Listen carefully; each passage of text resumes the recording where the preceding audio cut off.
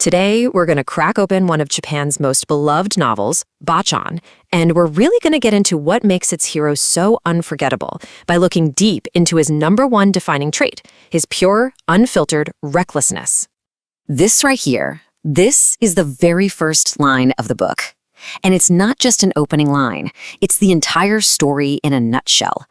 Honestly, this one sentence is the key that unlocks everything about Botchan, a guy who just lives by his gut in a world that's always telling him to fall in line. So here's our game plan. We'll start with that core recklessness, then jump back to see where it all started in his childhood. We'll meet the one person who actually saw the good in him, and then watch what happens when he gets thrown into a new job where his blunt personality just creates total chaos, setting the stage for a big showdown. So who is this Botchan? Well, at his core, he's a young man from Tokyo who acts first and thinks about the consequences maybe later. Or, maybe never. His own father calls him a good-for-nothing, his mother is constantly worried about him, and he pretty much leaves a trail of trouble wherever he goes. It's one thing to say you're reckless, right? But what does that really mean? To get the man who shows up to teach math in this little town, you really have to go back and look at the boy who set his own life on this chaotic path. And that brings us to his origin story. See, Botchan's childhood wasn't just a little mischievous. It was basically a highlight reel of impulsive decisions that had very real and often pretty painful consequences. And what's wild is how specific these stories are. He jumps from a second-story window just because another kid dares him. He literally cuts his own thumb just to prove a point about a knife. He doesn't just get into a little scuffle. He and his friends wrestle in a neighbor's carrot patch for so long that they destroy the whole thing. These aren't just simple pranks.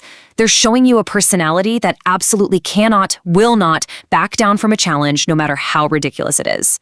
So in a world that pretty much saw him as a disaster, there was one person, just one, who saw something completely different. And that was Kyo, the family's elderly maid. She became, for all intents and purposes, his true north. And this just lays it all out, doesn't it? I mean, while his own parents were writing him off, Kyo saw his recklessness not as a flaw, but as a sign of his honesty. She truly believed that his inability to lie or play games was the mark of a pure, straightforward heart. To her, he wasn't a troublemaker. He was just too good for a complicated world. And her faith, it wasn't just talk. She was the only one who consistently showed him any affection, sneaking him snacks, bringing him soup. But the best story, the one that tells you everything, she once lent him 3 yen, which was a pretty good chunk of money back then. And he immediately, carelessly lost it in an outhouse. And without a second thought, Kyo went and fished it out for him. She was his champion through and through. Okay, so let's see how this personality holds up in the adult world. After his parents pass away, Botchan gets a job as a math teacher in a far-off town. And in classic Botchan fashion, he immediately sizes up all his new colleagues and gives them these blunt, not-so-flattering nicknames based on his first impression. And these aren't just names. They're his instant, gut-feeling judgments on everyone around him. First up, you've got the headmaster. He's this pompous guy who talks in circles. Botchan takes one look at him and thinks, tanuki, or raccoon dog, a creature in Japanese folklore that's known for being a sly, shape-shifting trickster. A perfect fit. Next is the head teacher, the #2 guy. Botchan finds his voice to be kinda soft and unsettling, and he's immediately suspicious because the guy always wears a red flannel shirt, even when it's hot out. So to Botchan, he's just red shirt.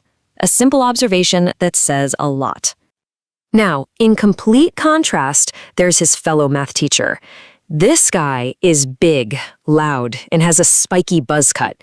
He seems aggressive, like a picture of old-school justice, so Botchan dubs him Yamarashi, which means porcupine. You can just picture him, can't you? Then there's the art teacher. This guy is always sucking up to red shirt, agreeing with every single thing he says. So to Botchan, he's nothing but a notodaiko, which basically means a clown or a suck-up.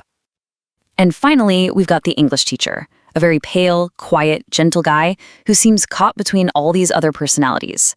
Botchan thinks he looks like an unripe, pale gourd, just kind of weakly hanging on a vine. So he nicknames him Uranari. Okay, so the cast is in place, and now the fireworks start.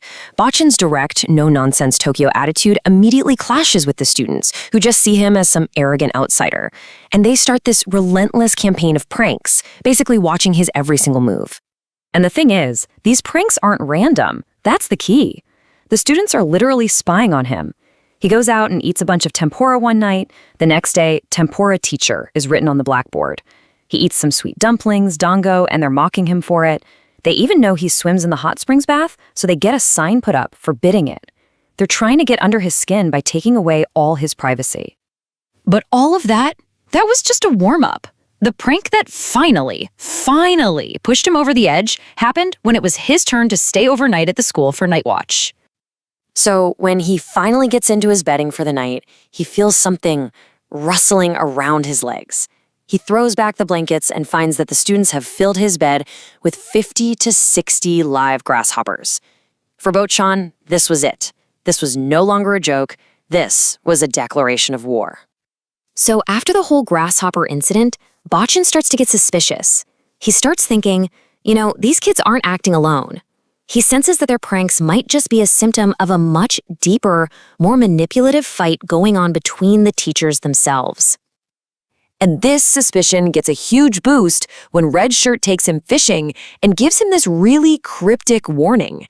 He's basically implying that the teacher before Botchan was run out of town by these hidden schemes, and that Botchan, with his honest nature, is walking right into the same trap. And this lays out the whole conflict. The seemingly nice guy, Red Shirt, is painting the gruff porcupine as the villain, suggesting he's the one pulling the students' strings. And Botchan is stuck right in the middle. His gut tells him Porcupine is a straight shooter, just like him, but Red Shirt's warnings, they sound plausible. He's trapped in a town of whispers and backstabbing with no idea who he can actually trust. And that leaves us with a big question at the very heart of this novel. Is Botchan's hereditary recklessness, his complete refusal to play games and just be his true, blunt self, is that a virtue or is it a fatal flaw? In a world that so often rewards scheming, can a purely honest man ever really come out on top?